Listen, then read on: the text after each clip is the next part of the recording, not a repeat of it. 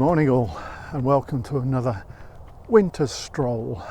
We're going to do Barnack today, something I put off last year because it's one mighty big historical village. Well, it's not a big village, but there's a lot of history in it, which means a lot of research, which means it got stuffed into the bottom drawer last year, but I've got it out. It's this early part of spring, late winter, whatever. I've got it out, done the job, and now I've got to do the walk and try and remember everything that I looked up and read about. So yeah, we're going to do Barnack, and we're a bit off from the village centre at the moment because I'm trying to find the windmill, which seemed an appropriate way to start. In fact, we're going to start with a mill, and if all goes well, we will end with a mill as well. So yeah, we're going to be looking for Barnack Mill somewhere along this road. There you go, Barnack Mill. According to records, it was built in 1797 and it was milling until 1914, so it had quite a lengthy life. And it's I mean, looking at those sails, it looks like it's been pretty much preserved as it was when it finished in 1914. I can't get any closer than this, but it always sits nicely on the horizon if you're walking around hills and holes. Good to see.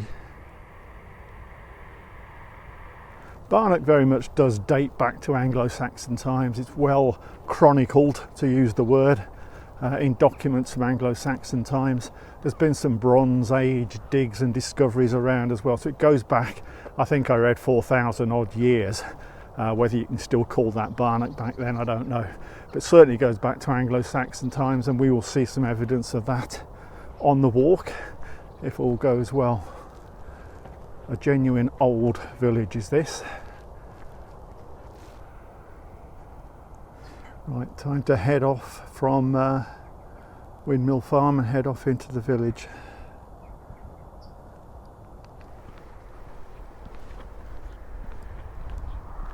Just coming along the top of Stamford Road, just to have a quick look at the village war memorial. It was paid for by a chap called Alfred Webster, who lived in Barnack before emigrating to South Africa, and I think it was about 1921 it was officially opened. There you go, just say Alfred Webster, I got that bit right.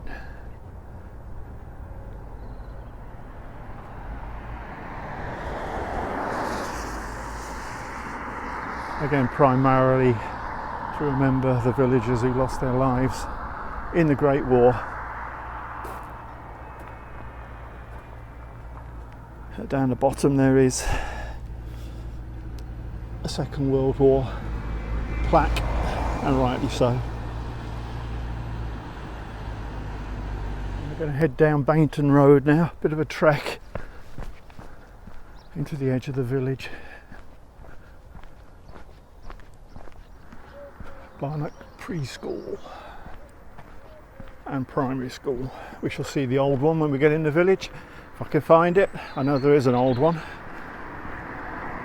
Before we get stuck into all of the history of the village, just mention I will be popping up photographs that I can find in our archive and slotting them in to give you a flavour of what it actually looked like 100 years ago or thereabouts. Some nice old houses there. I think number 3, which is the one in the centre of the picture, 1700s. Excuse the van. Yeah, that one is I think it's an early 1700s build. It's certainly a 1700s cottage.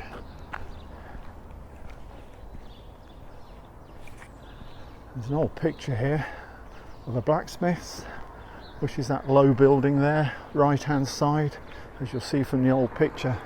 That used to be the Blacksmiths. Still looks like a Blacksmiths, to be honest with you.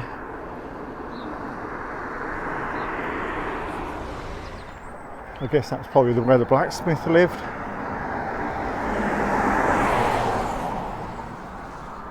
Yeah, 1802. A few ghost windows and a ghost door on the left there. Bit of history.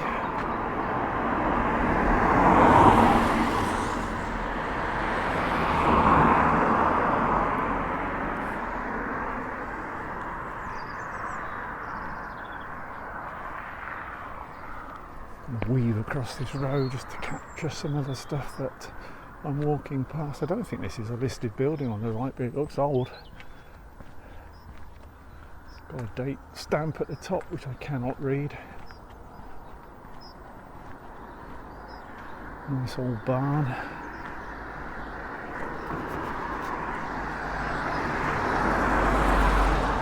Here's a 1700s cottage. The one next to it, well, I'll just wait and see.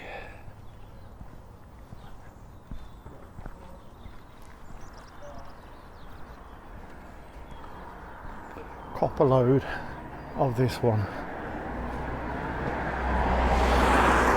It's been remodelled a few times, but it dates back to the 1200s, and I think that's the oldest house I've ever seen on any of these walks. I mean, look at those ghost windows. I mean, that is just ridiculously old.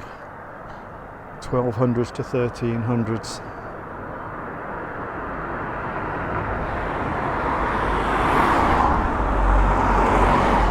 That's an amazing piece of history. Undoubtedly the oldest house I've ever seen on any of these walks. Superb.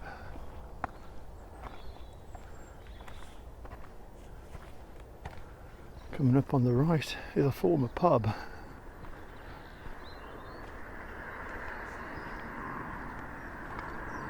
The Red Lion. Red Lion House. Still has the bracket for the sign.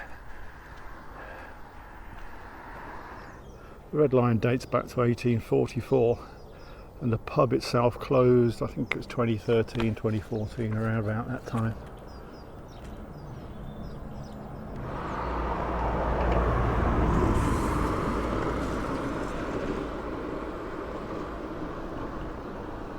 There's actually a date stone above the door at the bottom there, which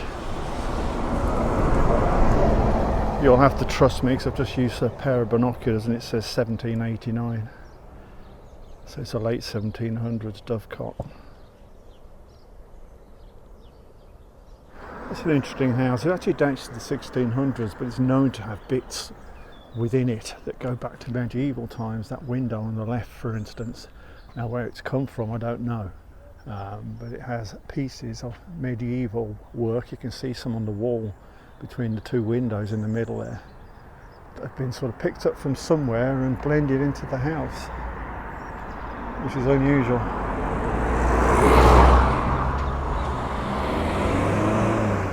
But the house itself is a 1600s house. Very nice, beautiful garden. I think those windows are older than 1600, maybe not, I don't know. Bit of history in that one. Heading down now to the railway quarter as such. The Wansford to Stamford line, very short-lived Wansford to Stamford line, used to cross this road just behind this car.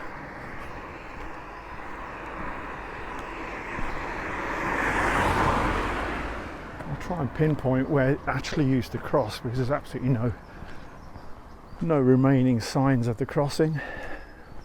Okay, the level crossing was ahead in front of this house, so on this side of that house it would have come through that wooden fence basically, and then off to the left to Stamford. I'm not sure, I mean the building looks like it's railway related, but I'm not sure that it is. That there is.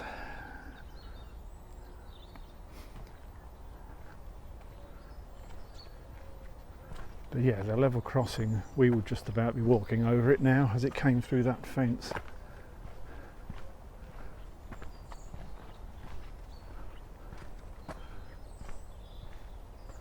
And the chimney's just through the trees there with the station. So if I just move along a wee bit, we're now treading on the line itself as it used to cross. There's nothing left, there's no posts. And on the other side that would have been a railway straight through that house. Right, can't come down here without visiting the station. It opened in 1867 and closed in 1929. It was one of the earliest railways I've ever found to actually close. 1929 was still very much the heyday of railway, but it was a strange line. It was built for really moving goods rather than people, and there was a big general strike at the time, and it basically just killed it off. It just didn't add up. It couldn't make money, and nobody wanted to support it, so it closed. It was a bit of a daft railway, to be honest with you, in the first place. But that's the building. That's Barnack railway station. Well looked after.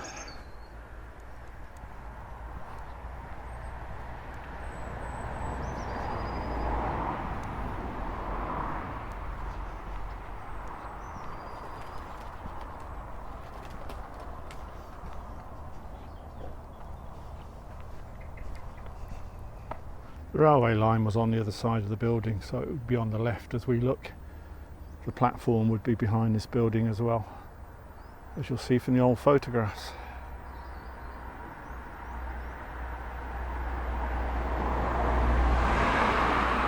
Right, let's track back now and head down Main Street into the heart of the village. The old Red Lion pub in the distance was, by my reckoning, one of 6 that I could find in the village at one point or another. The Red Lion, the Fox, the Carpenter's Arms, the New Inn, the 7 Stars, and the Millstone, which is still going today. I know where some of them were, I don't know where all of them were. Feel free to chip in if you do as we go.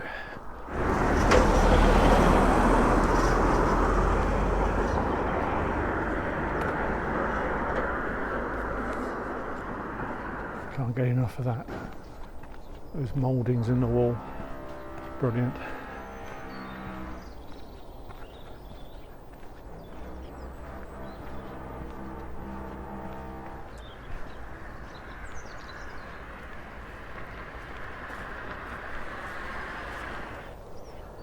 This thatched range of buildings, 1600s, so old.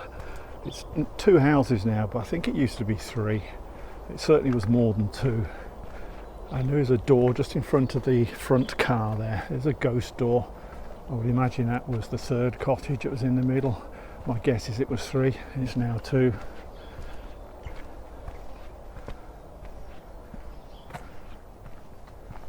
Yeah, that's definitely a ghost door there. It's called the Limes and it dates back to 1700s.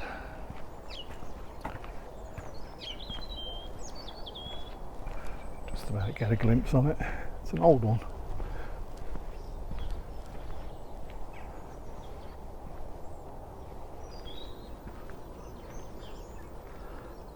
Very nice. Unmistakably a Wesleyan chapel.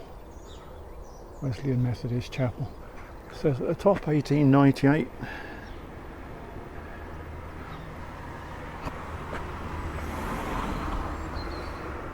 Looks like it's still in use. Nice building.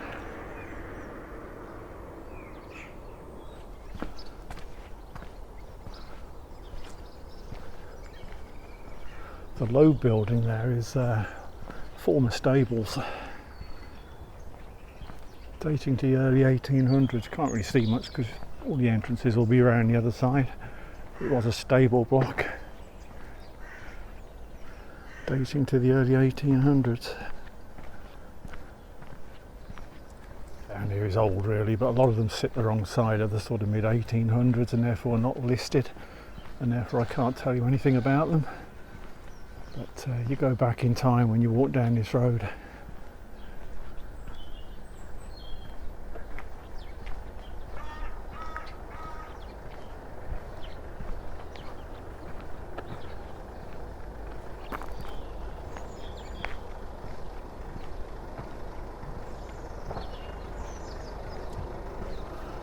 Kingsley House, an orchard cottage, bit of an apple thing going on there.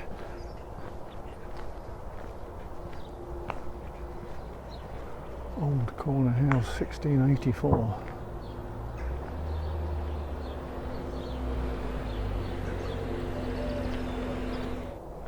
Gothic house, Can't tell you anything about these. Why these aren't listed, I don't know. I really don't know. Does it matter? Well, it does, because I can tell you a little bit about listed houses because there's details in the listing. If they're not listed, I'm stuck. That looks suspiciously like an old blacksmiths, but it's not, as I say, not detailed on maps as such, so maybe it's not.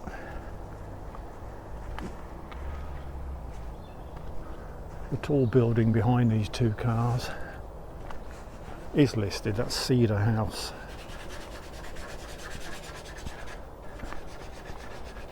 And Cedar House dates back to 1814.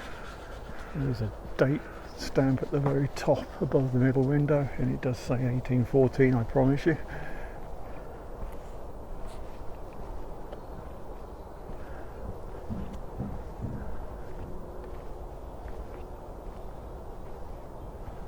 Now, that one's an old one. It's a bit sort of unknown as to its origins, but they reckon 1600s, maybe early 1700s. It does look old. Older, should I say, than those around it.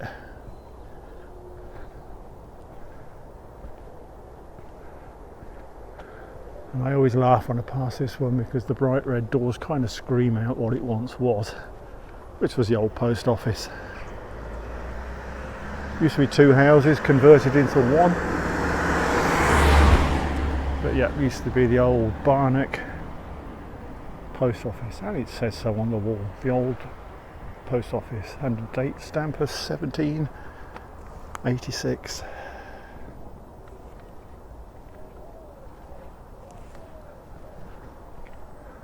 That's 2024, made to look like it's a few hundred years older.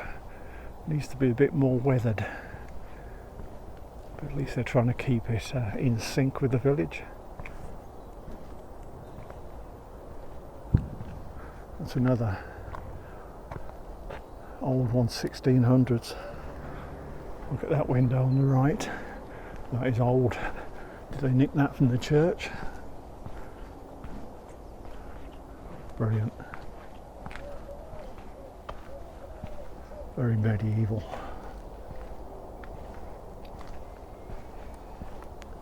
That magnificent building is Kingsley House. Used to be an old rectory stroke vicarage from the 1500s. It was extended, I think it was in the 1880s or late 1800s anyway, it was extended, so I don't know whether the bit on the right is the older bit. Not sure which bit's the extension and which one isn't. The rector at the church was once Charles Kingsley, which is what the house name is derived from. He was a writer of The Water Babies on a literary ignoramus, but it's a famous book, I'm told, 1863. And he spent his childhood at the rectory. In fact, it was his father that was the rector rather than Charles himself. He was the son of the rector, but he was the more famous because of his literary talent. It's a lovely building.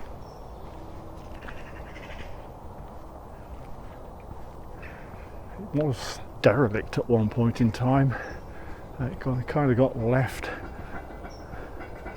with nobody wanting it. Kids in the village used to come and play in here until they heard it was haunted, which all buildings like this are haunted, aren't they? Yeah, the village ghost. I think it's called Button Cap, am I right? The ghost is called Button Cap, according to legend. That kept the kids out until it was bought up and done up.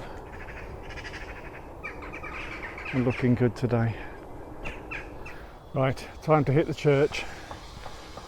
One of the stars of this village, really. Where to start?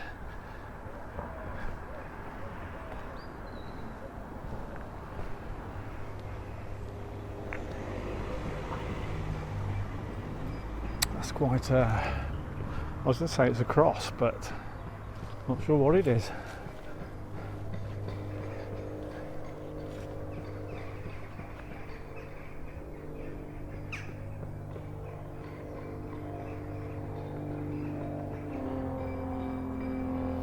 I'd like to tell you what that is, but I can't.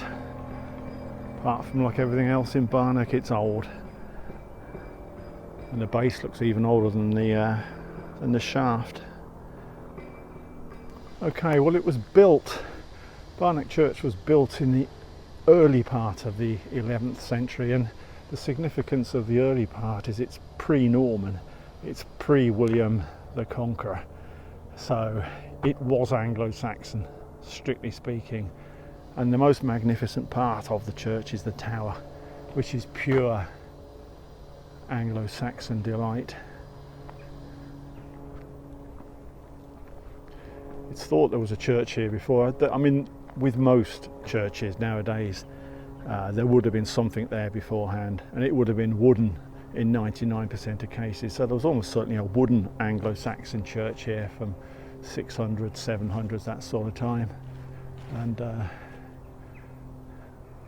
this is very much stone. And as I say, it's a wonderful tower.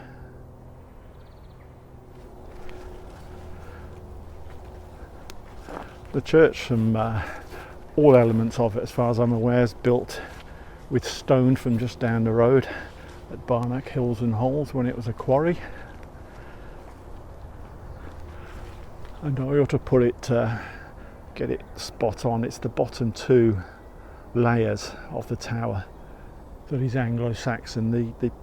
The layer on the top is, I mean, it's still old, but it's not Anglo-Saxon. And from the look of those arches up there, which are smooth and rounded, that is Norman.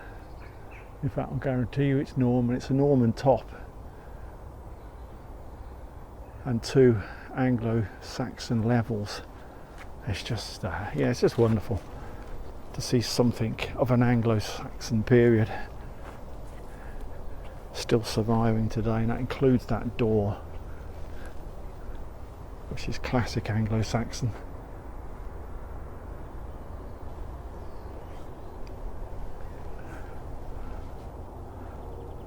And climbing the wall, you have an Anglo-Saxon window, and above it, that's an Anglo-Saxon, or the base of an Anglo-Saxon sundial.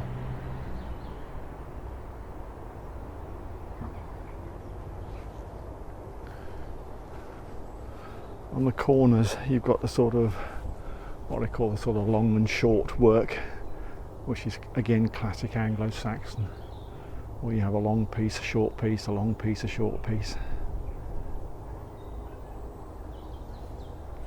Again, a classic indicator of Anglo-Saxon architecture.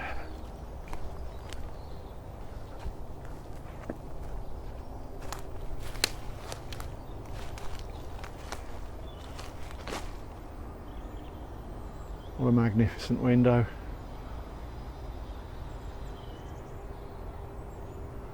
I'm just going to switch lenses now because I want to get a closer look of what's above this.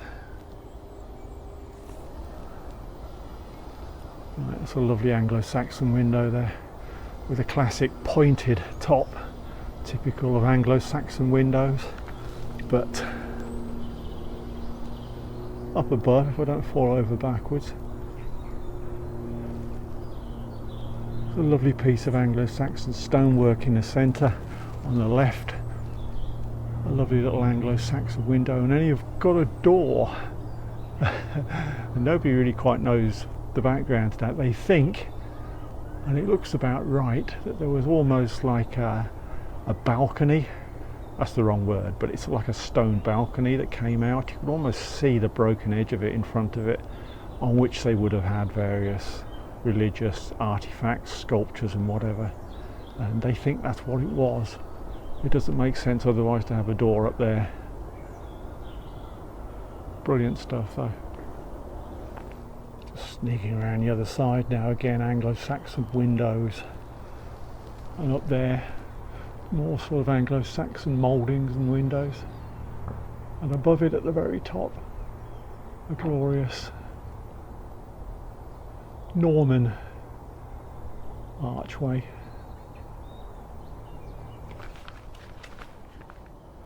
Just noticed all around me actually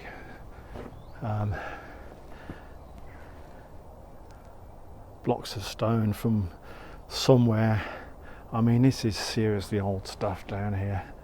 I can't tell you what it is, why it's here. But this is all Anglo-Saxon. Almost like discarded.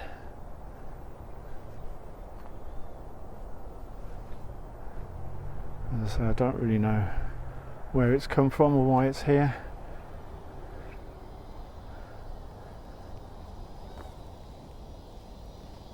Some seriously old stuff. Yeah, mind-blowing stuff. I was looking forward to seeing this. It's actually even better than I thought it was going to be. I've seen bits and bobs of Anglo-Saxon stuff on churches before, but to see almost the whole tower dating back to those times is just a bit mind-blowing for me. I was just wondering whether I'm going to get inside this church, whether there's even half a chance of getting inside. I doubt it, but we're going to go and give it a try, because the inside should be pretty good as well. Let's go and have a look.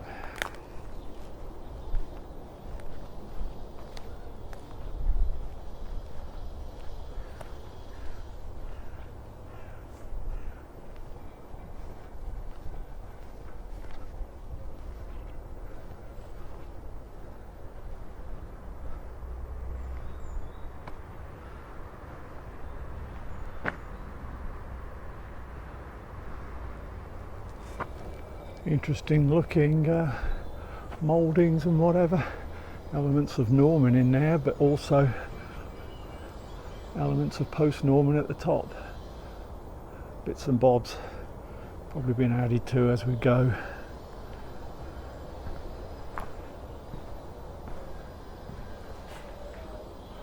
It's very elaborate.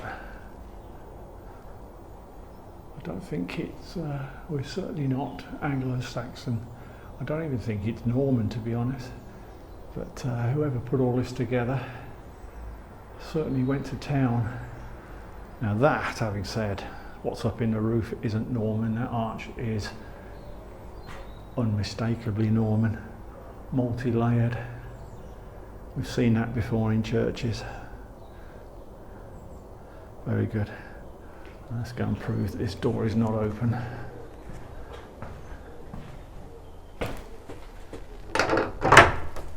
It's open.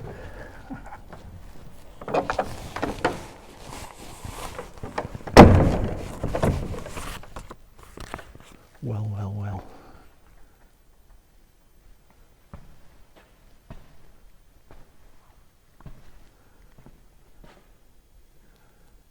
That's a lovely font.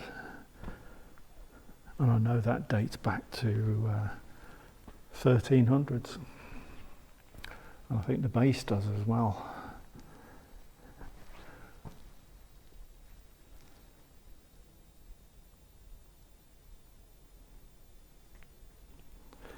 Just thinking, was it 1300s or was it 1200s? It could have been 13th century actually. My mind might be playing tricks. I think it's 1200s. Very old. Superb. Classic Norman archwork up there. One-piece arches.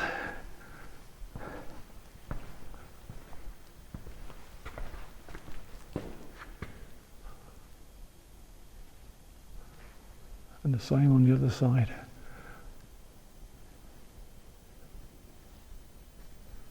Try and keep the camera flat or you're going to fall over watching this. Quite dark in here, but this camera's doing its best to keep it well lit. We're going into the tower now, and this is obviously the bottom level, so this is Anglo-Saxon.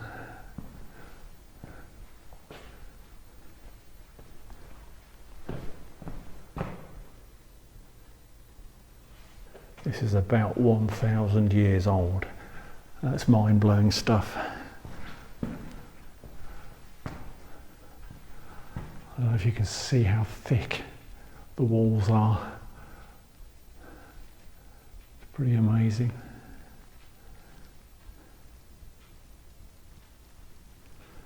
We've got a very classic Anglo-Saxon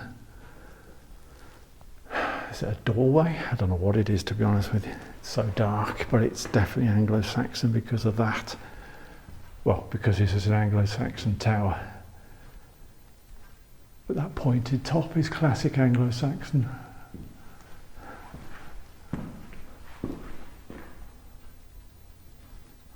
Lovely window up there as well.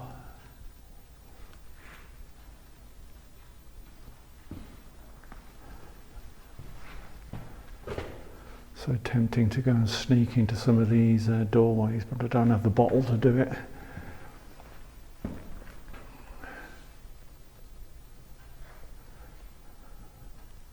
Wonderful.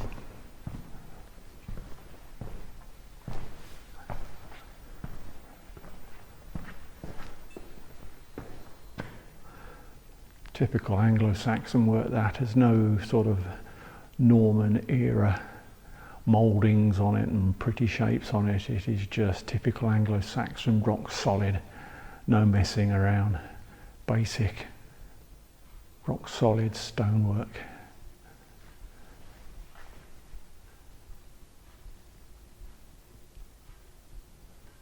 Which then collides with Norman stonework, which becomes a bit more elaborate.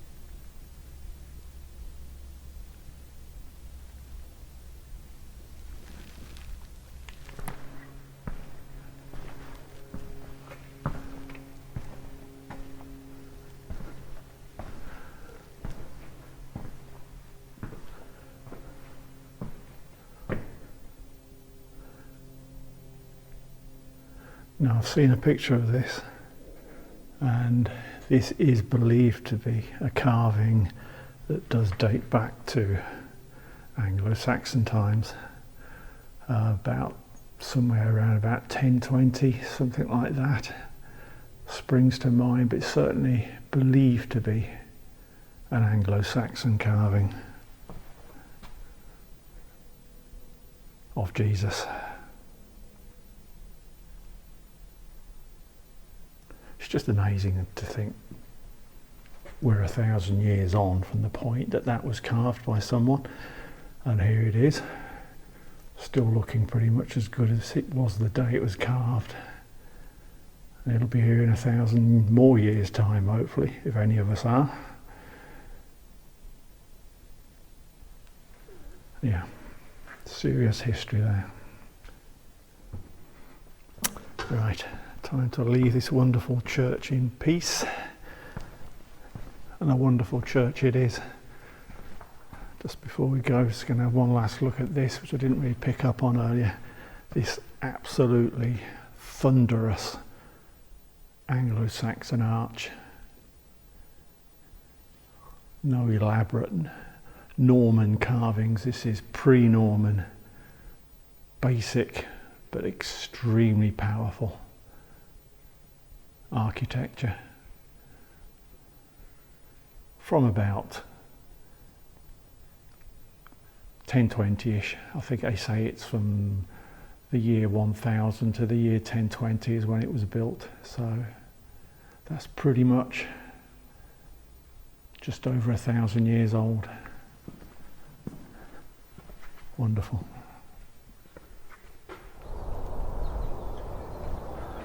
Quite rare to have a chest tomb that you can actually read anything on it. It says WT at the bottom, and it appears to say 1629.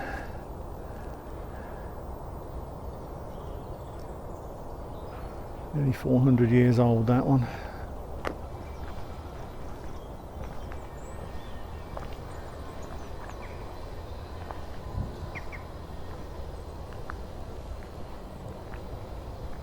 The more recent end of Barnack Church. It's Still very impressive and powerful looking.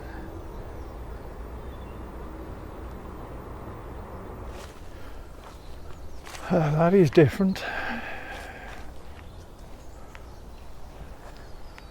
Looks like a collapsed palm tree.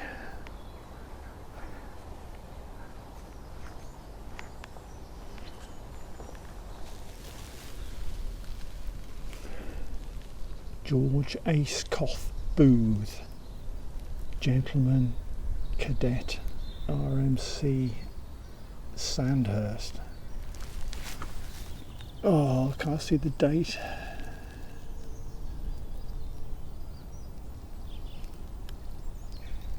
Died 1862, I think that says. Not sure we'll find anything, but I'll have a look. That's impressive. All the gravestones in here are pretty impressive beasts, all of them. Let's have a look at one. See what we can find. Susanna Barnes died June the 29th, 1899 in her 71st year, and Edward Barnes, presumably her husband, died February the 6th, 1902 in his 70th year. Gone but not forgotten. See if I can find something for the Barneses.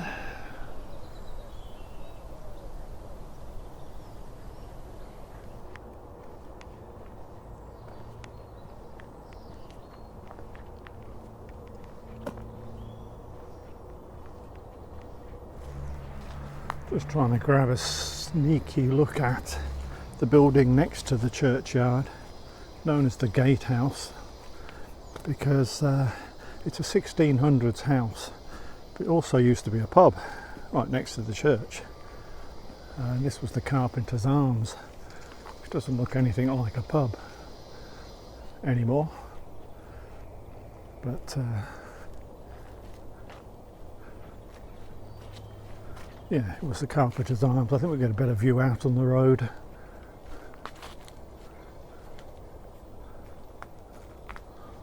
don't want to climb in their living room.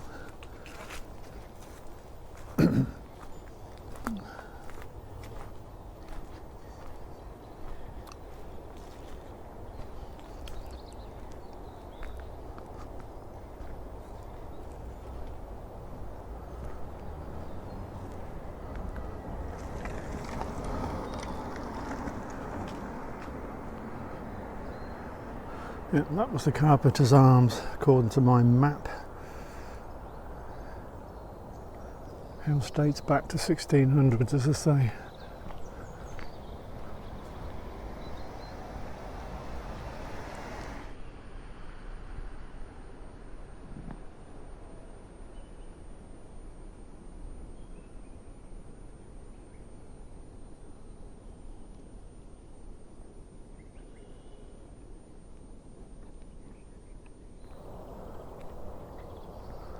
I think I've got some nice old photographs of this area, which I'll put up. Jasper's Cottage.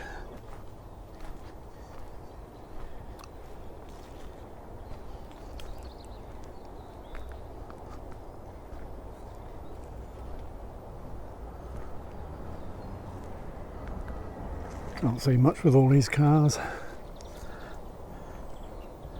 but they're all sort of 1600s, 1700s type buildings down here, as you can probably make out.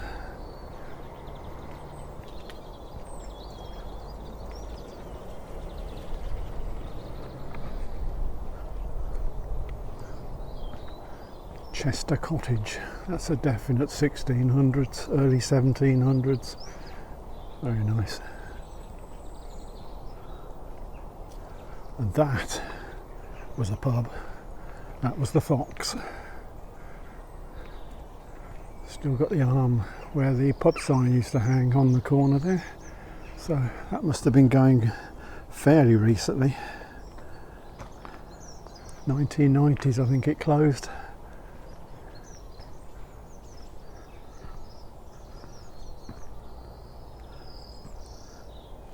All happening now. 1760 Bakehouse.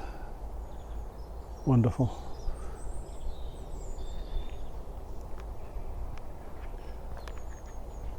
That's a big townhouse as well. 18. Do I read that sign? 1835. Still the old bakehouse. That's a big bakehouse.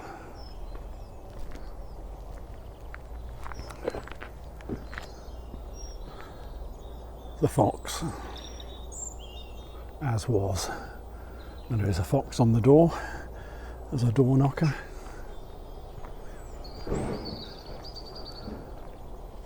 Hidden behind these cars on the left is the old butcher's shop, that little building. Should get a shot looking back at it in a minute.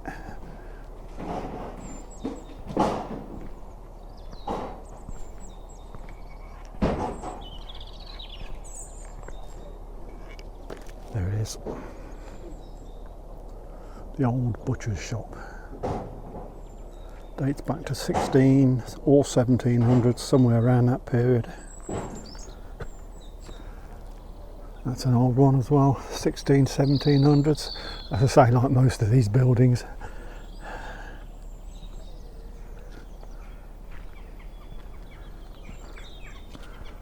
It's a nice row of buildings there. Unmistakably the tall ones are old maltings buildings. Late 1700s, early 1800s maltings. Pretty easy to distinguish those. Lots of age, there's just age everywhere. The whole village has got history leaping out of every building.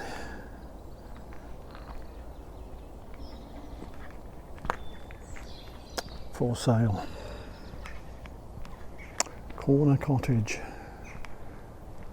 Comes with its own ghost door.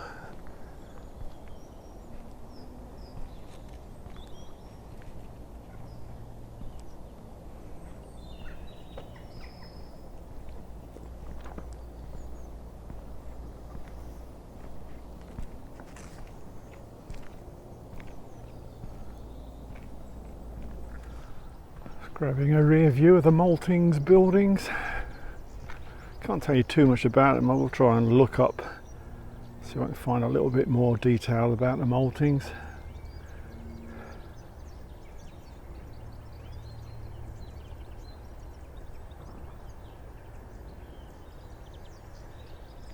It's a strange archway. I say strange. Strange as in it shouldn't be there. The actual arch dates back to the 1200s. And it used to be in the church, or used to be part of the church. Why it was removed and put here, I don't know.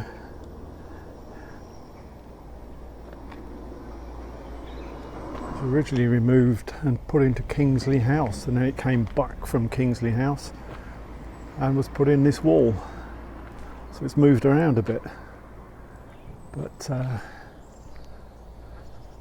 let's see what it says. It'll probably tell you something different on here. Well, I got the 1200s bit right. Stood in the parish church as part of the dividing wall between the tower and the nave. It was removed in 1855 and re-erected in the wall of the rectory, now Kingsley House, and it was removed to this site in 1963. It doesn't actually explain why it was removed from the church in the first place. But it lives on. That's the blacksmith's cottage there. Where the actual blacksmiths was, I don't know. Probably around the back. Possibly in that building that is now a garage. Would make sense.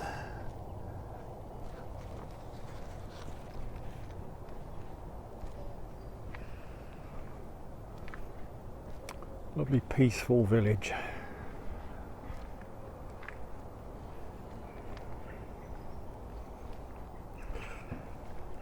Right, let's go down Millstone Lane.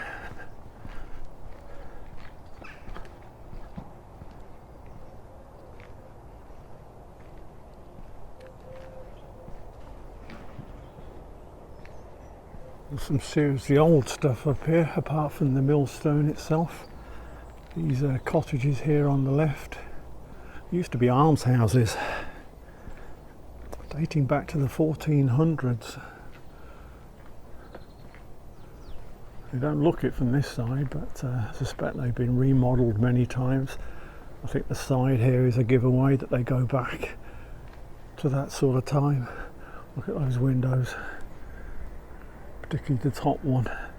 There's some 1400s in there, I'll definitely give it that. Probably get a better view looking back. Used to be 4 different almshouse buildings, yeah. Yeah, that's more like it.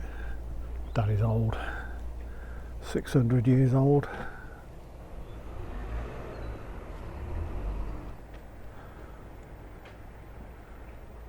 The Millstone. Good food. Can't say much about the beer. 1672.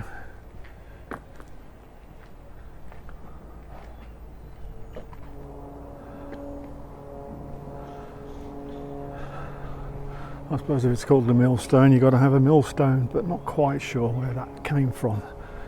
Presumably it was from the windmill we saw earlier. I'm pretty sure there wasn't a mill here, but someone will probably tell me there was.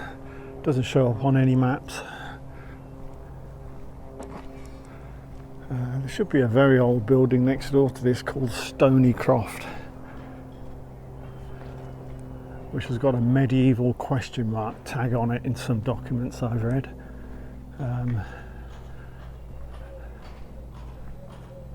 Which just means basically 1500s or older. I mean, I'm still obsessed with these Fifi cottages, the old almshouses. Look at the arch over the door on the left, brilliant. But that's Stonycroft. And probably dates to a similar period. Everything looks wonderfully wonky up on the roof. No disrespect. Very nice. But that is old.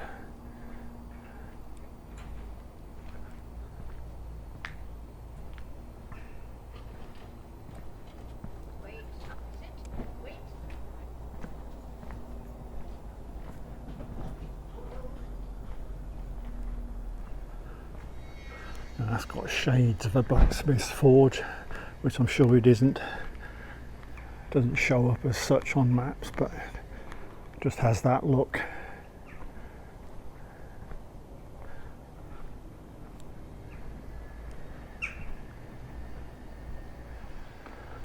Main Street becomes School Road.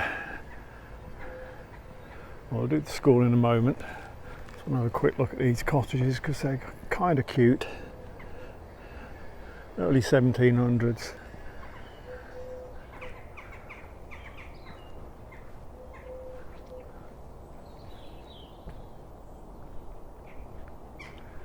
This school is thought to date back to 1796.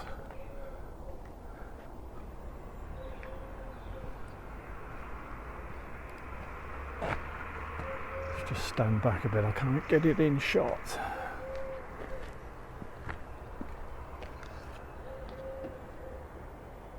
Yeah, the old school building closed in 2018, I think it was.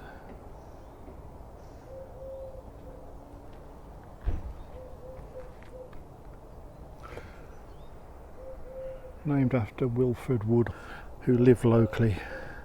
He was a very talented artist, watercolour artist. Came to the village in 1938 and died here in 1976. It was named after him. Lovely building.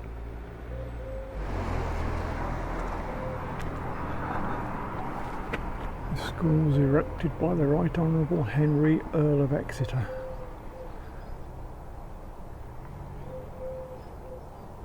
Anyone want to interpret those Roman numerals?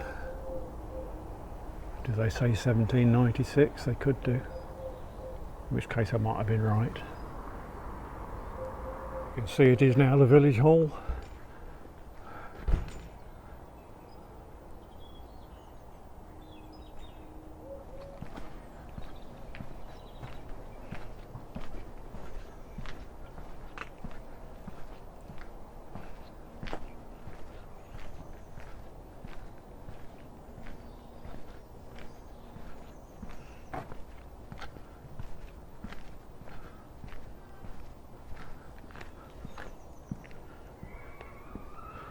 rear view of the old school.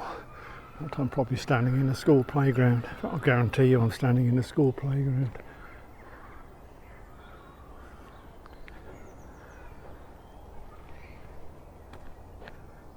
Sounds like the new school is not that far away. Stonewell Cottage, 1894.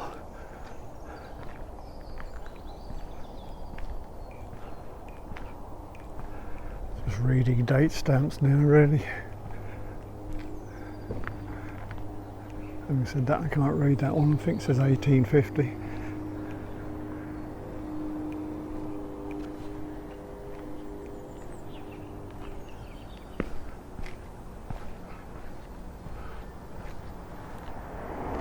That's older, 1700s, definitely.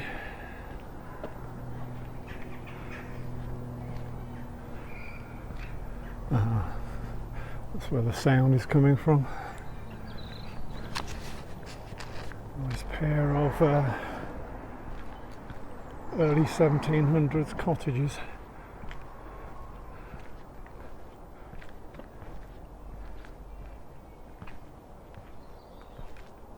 Very nice.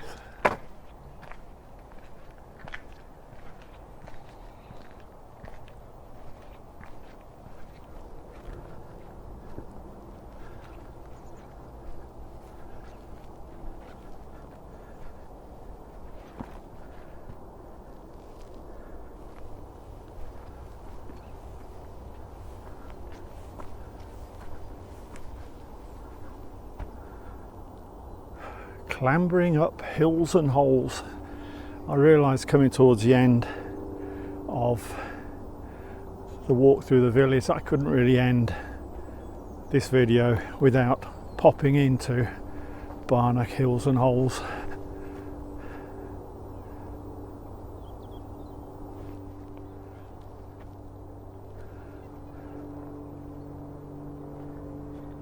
Yeah, fantastic place. Always love coming here. All season round. It's a site of national scientific interest, fantastic reserve. If you're into some of the things I'm into, like chasing wild British orchids, if it ain't cars, it's aeroplanes. Yeah, if you're like me and you like certain elements of the natural world, like in my case chasing orchids, this place is truly wonderful and deserving of the recognition that it gets, and it's a big part obviously of Barnack's history, and that's why I've popped in here. I mean, you'll know all this already. It used to be a quarry dating back to Roman times. I don't think it was a quarry for very many years. I mean, we're not talking the last sort of 300-400 years. We're talking about, you know, Roman on to about, I would guess, about 1400s, but I don't know. I've never actually looked up and found how long it operated for, but a long time ago. And that's the key thing for me. That's the thing that always astounds me when people talk about quarry here at Barnack, is that this was dug out before machinery. This was dug out with picks and shovels. It was all done by hand, and you know, the blocks were put on carts and they were moved from carts to rivers, and then from rivers to various locations. Peterborough Cathedral, Ely Cathedral. Just how the hell did they get big blocks of stone out with their bare hands, as it were, and then transport it? And there are answers to those questions, so you know, I'm not going to go into all the detail, but it's just a remarkable thought that this was once a hive of activity of people not digging things up with great big mechanical beasts, but with their hands and with picks and shovels and whatever they had in the day. It's just a totally astounding place, really. So Barnack Hills and Holes is really where I was going to end the video today, but I've got to sneak something else in just before you disappear. Several years ago I went to what used to be the watermill at Barnack. It's not in Barnack, it's some way away from the village, and it is excuse my French, but it's a bloody difficult place to get to. I love watermills and it wasn't going to stop me, but I managed to get there. Long trek over some pretty hostile ground at the time. But I found it, and it's not a lot to see if you kind of, I don't know, if you're not like me and you're into water mills, you'll be thinking, well, what's that? And where's the mill? And where's the wheel? And all that sort of stuff. And it's all gone. But the site is still there.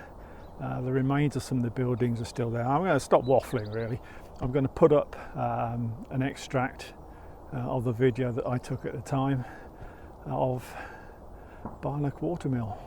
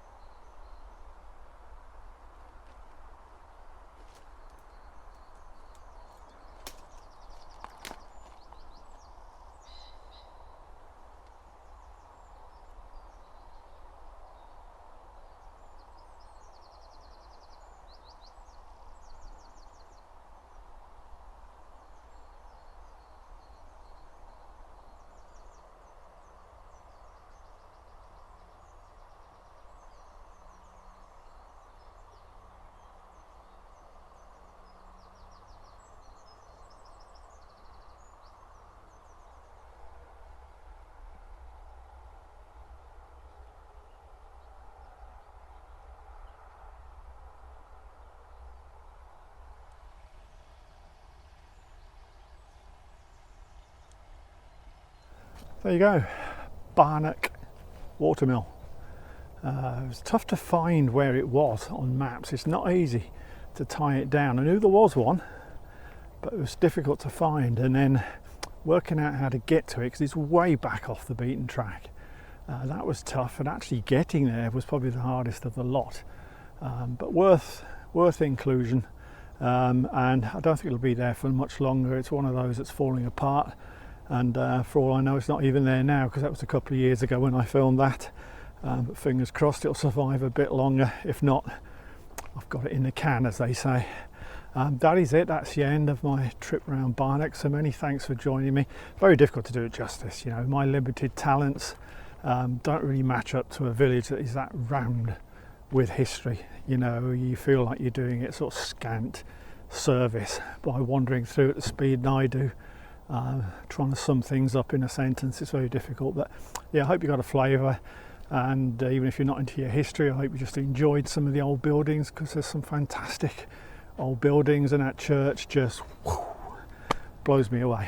Absolutely fantastic. So I know you fell into a Barnack hole there, but yeah, many thanks for joining me. Add your comments under under the video on Peterborough Images or on YouTube. Don't be shy, because I appreciate the comments. I learn from them. So anything I've got wrong, any details you want to add, tell me where those missing pubs are, would be good.